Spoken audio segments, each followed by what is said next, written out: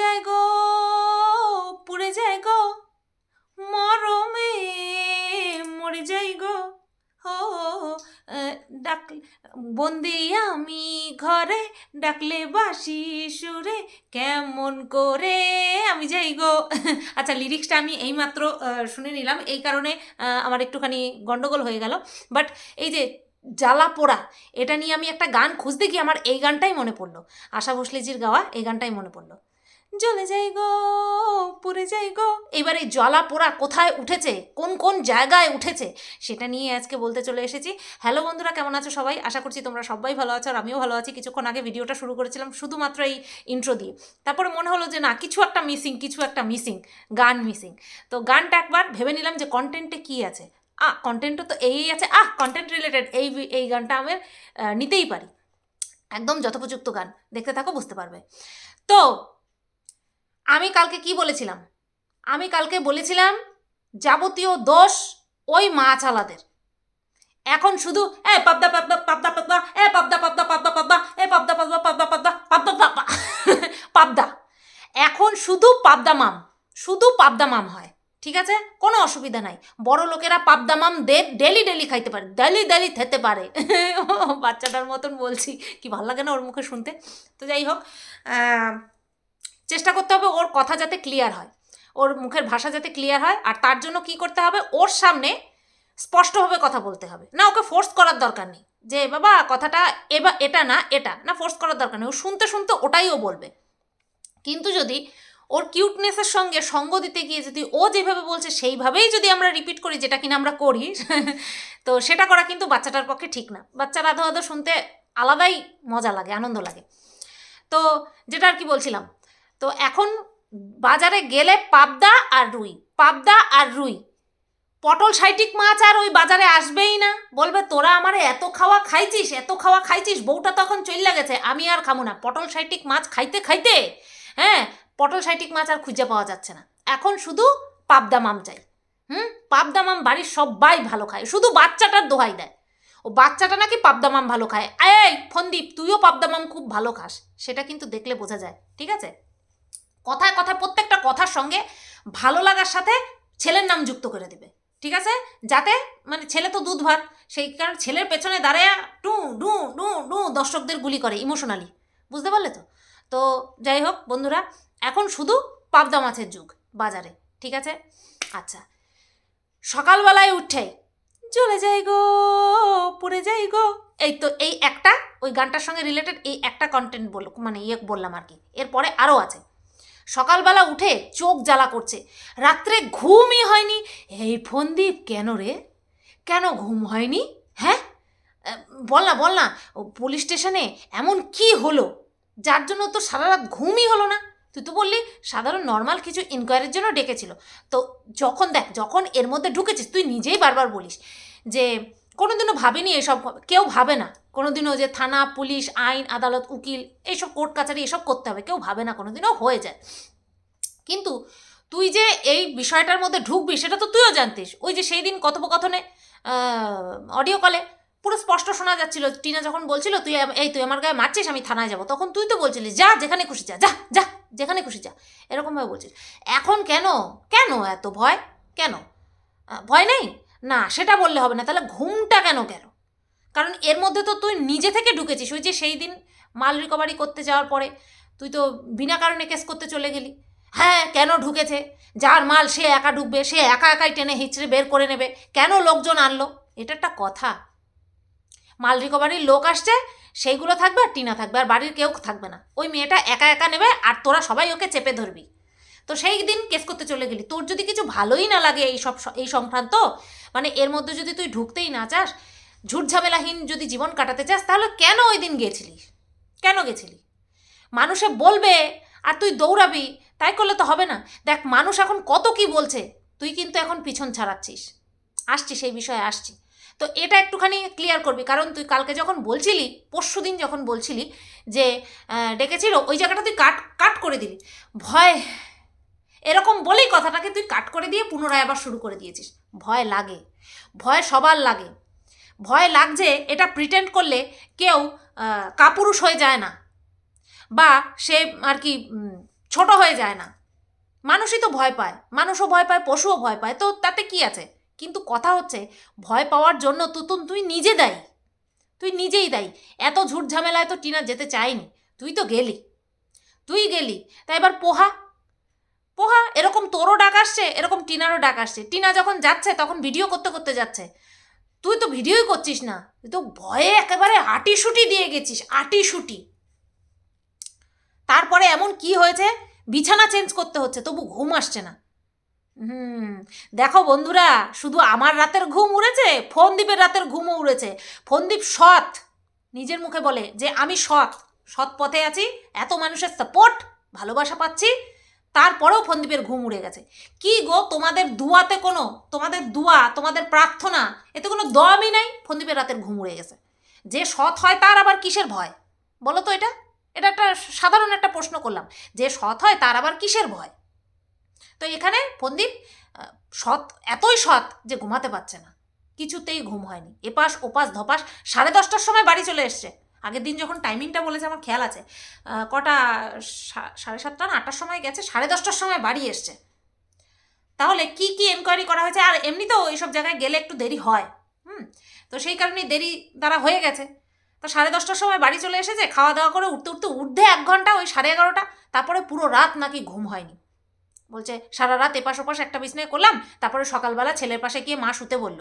তার কি আর ঘুম হয়? ছেলের পাশে গিয়ে শুতে বলল। আচ্ছা, ছেলের পাশে গিয়ে শুতে বলল, কে শুতে বলল? মা ছেলের পাশে গিয়ে শুতে বলল। তাহলে ফোনদীপ তার মায়ের সঙ্গে শুয়েছিল। আচ্ছা, ঠিক আছে, না কোনো প্রবলেম না, আমি জাস্ট এটা ক্যালকুলেট করলাম, তোমাদের সামনে বললাম, আমি বলিনি কোনো কিছু খারাপ বা কোনো কিছু, কিচ্ছু একদম না। মায়ের সাথে ছেলে ঘুমিয়েছে, তাতে কি আছে? সবাই বাহবা জানাচ্ছে। যেই ছেলে মা বাবার এত সেবা করে, সেই ছেলের উপরে ভগবানের আশীর্বাদের হাত থাকবেই।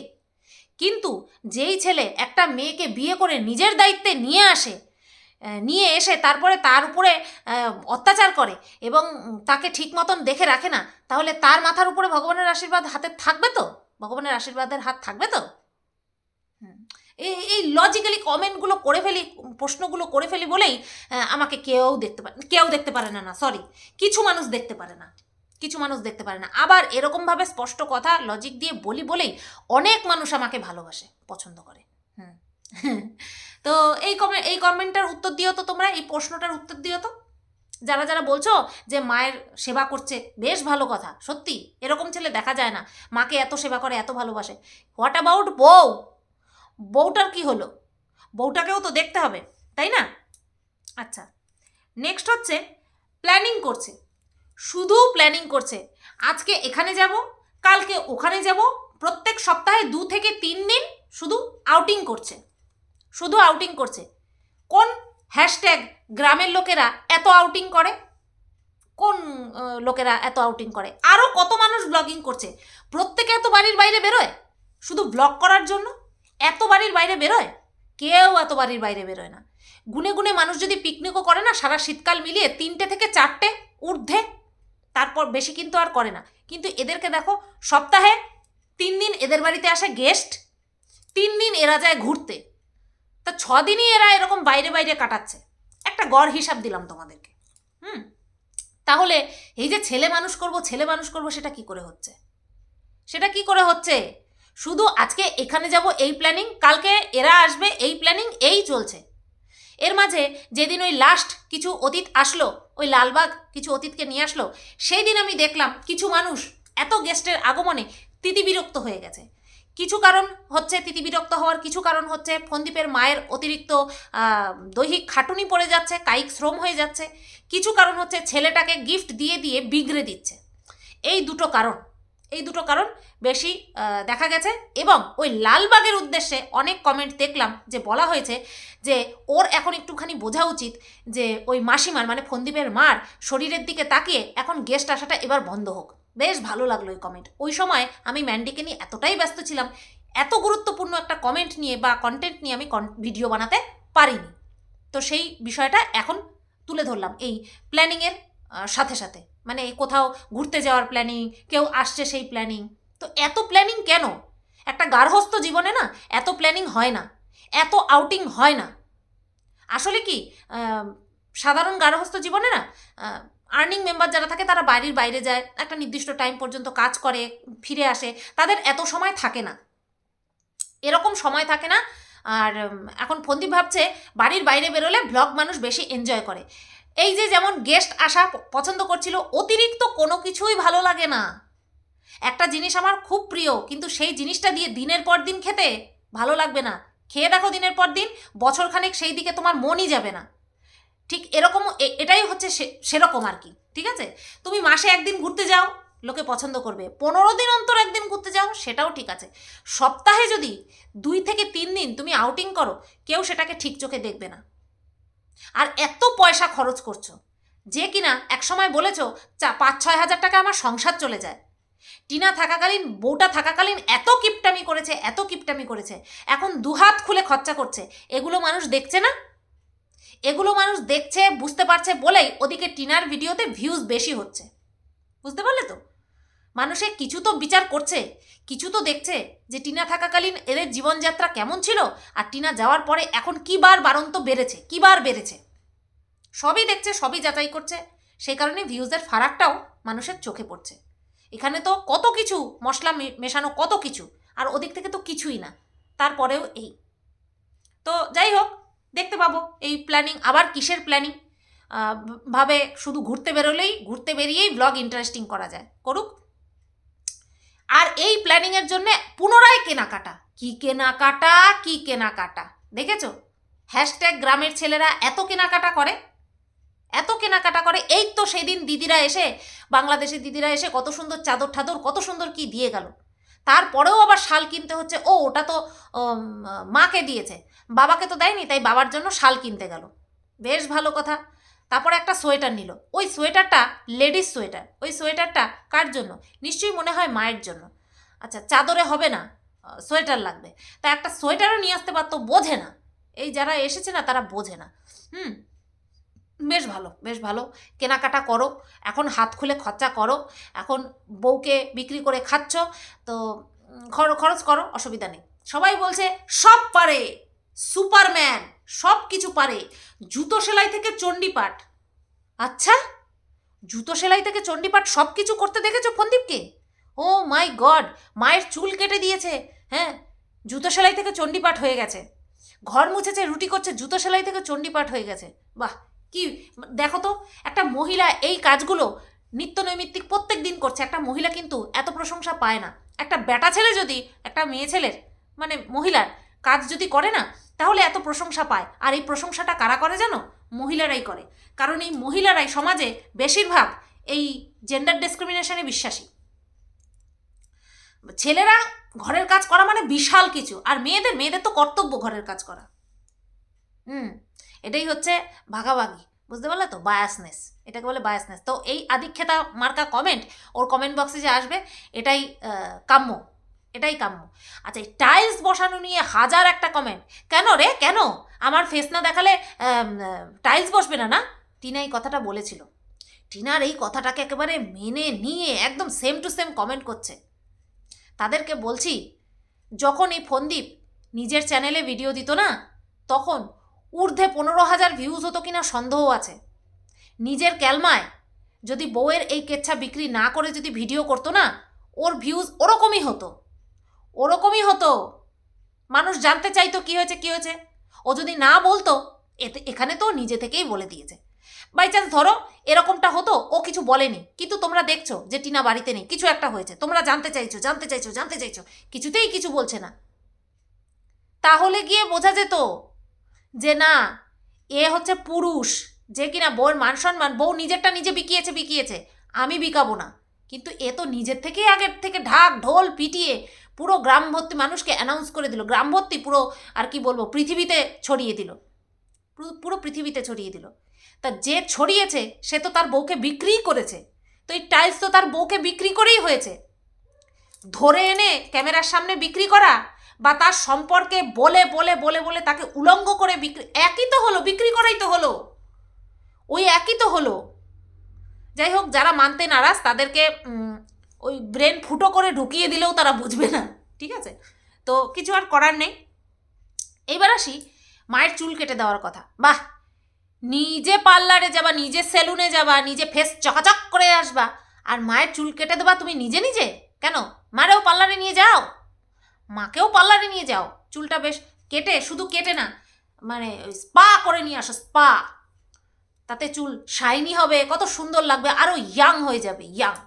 নিজের ফেস চকাচক করছো, মায়ের ফেসটার দিকে একটুখানি তাকাও। মানলাম তুমি একখানা বিয়ে করতে চলেছো, মায়ের পার্মানেন্ট হেল্পিং হ্যান্ড নিয়ে আসতে চলেছো, কিন্তু সেও তো নতুন শাশুড়ি হবে। সে চুলে যখন কলপ করছে নিশ্চয়ই তার মানে মনে জাগে যে না, আমি যা বয়স হয়েছে সেটাকে ঢাকি। অ্যাকচুয়ালি তো সেটাই, চুল কলপ করে তো মানুষ বয়সটা ঢাকে, পাকা চুল ঢাকে। পাকা চুল ঢাকে কিসের জন্য? বয়সটা ঢাকছে। তো তাকেও ফেস প্যাক, কি বলে, গোল্ড ফেসিয়াল, হ্যাঁ, করি নাই তো সারা জীবনে, জানিও না, গোল্ড ফেসিয়াল করায় আনো, চুলে স্পা, স্মুথনিং, এই সমস্ত কী সমস্ত বলে আমি জানিও না, এই সমস্ত করায় আনো। নিজের ফেস শুধু চকচক করলে হবে? বাই দা ওয়ে, চুলটা বেশ ভালোই কাটছো, যেটা গুণ সেটা গুণ। এই চুল কাটার জন্যই বলছে জুতা সেলাই থেকে চণ্ডীপাঠ, সব গুণ আছে।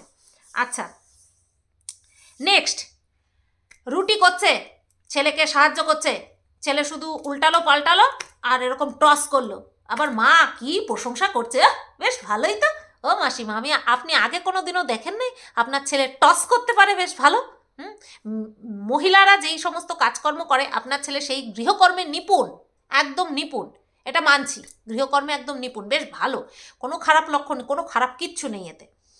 তা আপনি এমন ভাব করলেন যেন আপনি প্রথম দেখলেন, নাকি আমাদেরকে শোনালেন, যে আমাদেরকে শুনিয়ে শুনিয়ে ছেলের প্রশংসা করলেন? ওহ বাবা, খুব ভালো।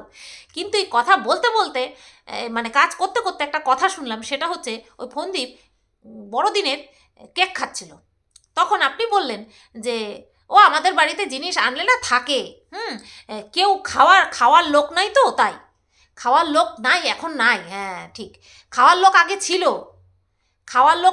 তাকে তো না খাওয়ায় তারাই দিলেন, সে যাতে খেতে না পারে, পটল সাইটিক উচ্ছে দিয়ে ঝোল, যাতে সে খেতে না পারে। তো যে খেতে পারতো তাকে তো তারই দেওয়া হলো, আর এখন কে খাবে? তবে আপনারা বলছেন আপনারা খান না, যায় কই? চাউল ডাল, তারপরে মাছ মাংস, এটি যায় কই? এই যে বলেন যে খাতি পারি নে, যায় কই? ম্যাক্সিমাম ব্লগারদেরকে আমি দেখি বলে খেতে পারি না, হাওয়ায় ফুলে যাচ্ছি। জানি না কেন এরকম বলে, হয়তো গতরে কেউ লোভ দেবে, নজর দেবে, সেই কারণের জন্য মনে হয় বলে। এক একটারে তো মাসিমার মতন লাগে। না, আমি তো বয়স্ক দিদা ঠাম্মা, আমি আমার কথা বলছি না। যারা তাদের বয়সের কথা বলে, সেই বয়স অনুযায়ী তাদের বয়স অনেক বেশি লাগে, সেই কারণেই আর কি বললাম। আমার তো লাগে, আমি তো এই যে দেখো, এই যে দেখো কপালে ভাঁজ পড়ে গেছে, আমার বয়স অনেক। তো এইবার আসি, জ্বলে যাই গো, পুড়ে যাই গো, এই নেক্সট, এই সংক্রান্ত, এই গান সংক্রান্ত আরেকটা কমেন্ট, মানে বিষয়, পার্ট, সেটা হচ্ছে খুব ঘোরাঘুরি করছে চারিদিকে এই একটা কথা, সেটা হচ্ছে টিনা ফিরতে চায় তার শ্বশুর বাড়িতে, যেখান থেকে কিছুদিন আগে 1 ডিসেম্বর মাল রিকভারি করে নিয়ে গেল, সেখানে নাকি টিনা পুনরায় ফিরতে চায়। এই বিষয়টা নিয়ে ঝড় উঠে গেছে।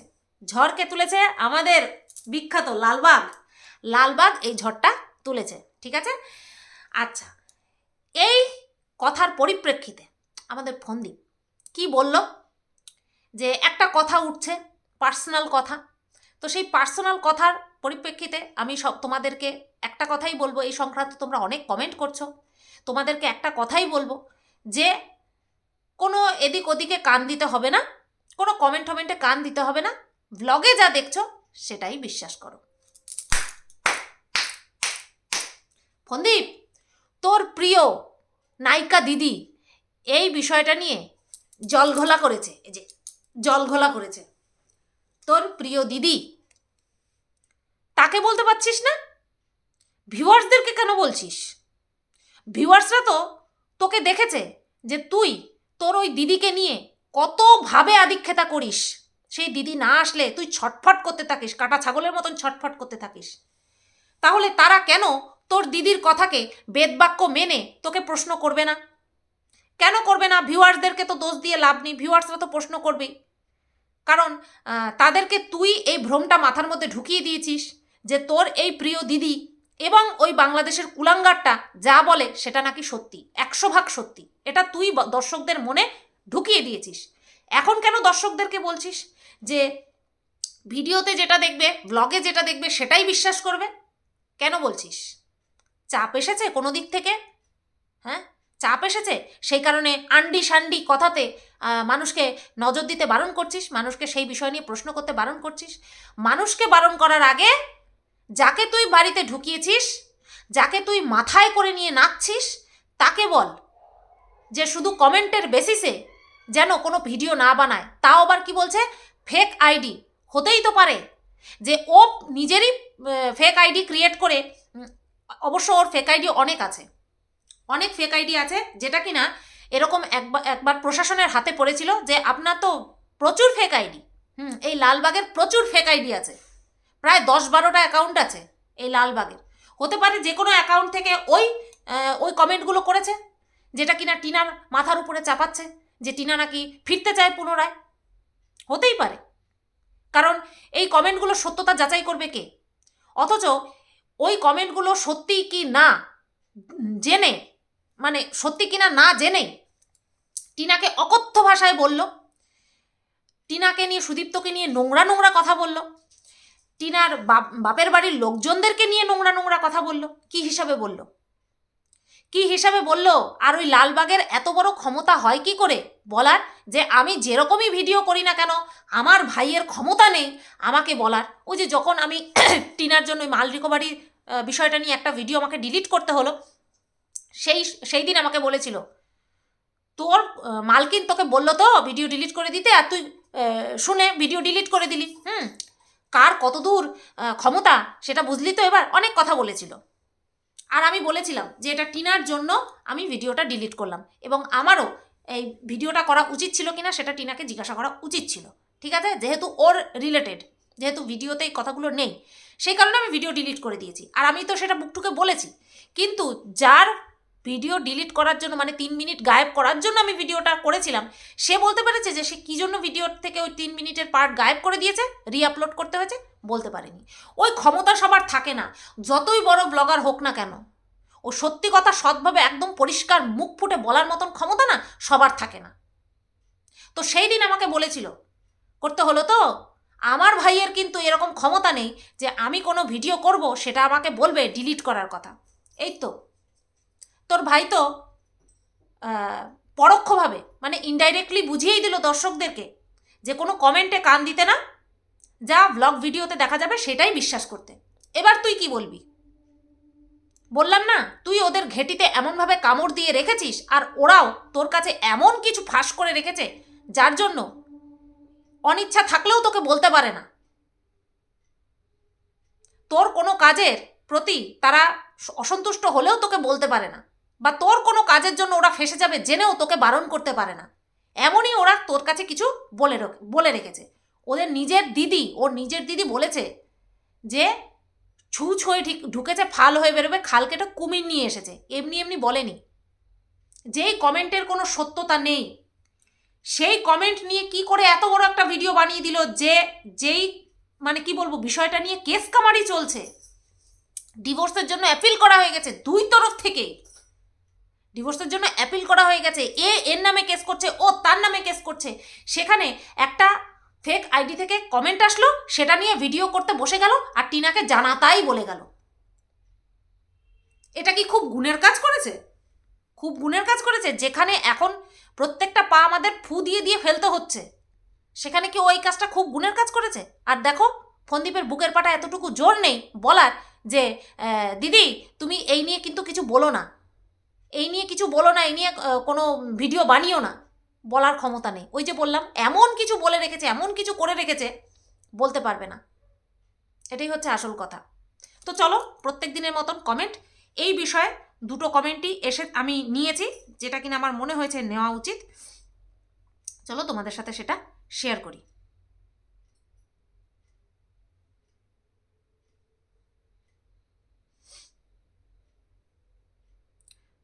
আচ্ছা, একটা মিনিট পেয়েছি। কমেন্টটা করেছেন, কে করেছেন? মালঞ্চমালা। ফন্দীপ, তোমাকে একটা কথা বলি, লালবাগ বিপদে তোমার পাশে দাঁড়িয়েছে, এই নয় যে লালবাগ তোমার মাথা কিনে নিয়েছে। টিনা যদি আসতে চায় তাকে তুমি গ্রহণ করবে কি না, গ্রহণ করবে কি না করবে সেটা তোমার একান্ত নিজের ডিসিশন। লালবাগ এ ব্যাপারে তোমাকে প্রভাবিত করতে পারে না, বা তুমি প্রভাবিত হবে কেন? লালবাগের ভিডিও দেখে আমি কমেন্ট করলাম, তুমি লালবাগকে রেসপেক্ট করতে পারো, ঠিক আছে, কিন্তু একেবারে মাথায় তুলো না যাতে তোমার স্বাভাবিক জীবন নষ্ট হয়। অনেক দেরি হয়ে গেছে, অনেক দেরি হয়ে গেছে। এরকমভাবে আজ পর্যন্ত কোনো ব্লগারের সাথে বা কোনো রিলেটিভ তার নিজের মানে মানে কোনো মানুষ তার নিজের রিলেটিভের সাথে এরকমভাবে ঘনিষ্ঠভাবে মেশে না। এটাকে যদি কেউ বলে এরকম একটা সম্পর্ক তৈরি করেছি, বোগাস কথাবার্তা, ফালতু কথাবার্তা। আজকে ভাবো আমার কোনো আত্মীয় স্বজনের সাথে আমি এতবার তার বাড়ি যাব না, আর সেও আমাদের বাড়ি এতবার আসবে না, কখনো না। খুব ক্লোজ রিলেশন, খুব ভালো রিলেশন থাকলে পরেও এতবার যাতায়াত হয় না যতটা এরা করে। আর এটা কিন্তু রীতিমতন চোখে খটকায়, মানুষের চোখে খটকায়। যারা বিচার করার, যারা বোঝার, তারা কিন্তু ঠিক বোঝে। এই যে এখন কমেন্টগুলো আসছে, কেন আসছে?